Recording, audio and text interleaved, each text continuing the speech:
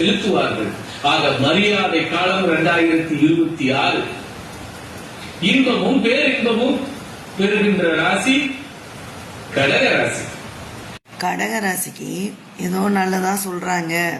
இந்த ஆண்டு பலன்ல டிவியில் பார்த்தது நல்லதா சொல்றாங்களே, போய் ஜோசியரை பார்ப்போம் அப்படின்னு ஜோசிய கட்டை தூக்கிட்டு போனா, ஜாதக கட்டை தூக்கிட்டு போனா, அவர் என்ன சொல்றாரு அப்படின்னா, இதுவரைக்கும் உங்களுக்கு நடந்தது அஷ்டமத்து சனி, இப்போ அஷ்டம சனி போயிடுச்சு, அஷ்டமத்து ராகு நடக்கு.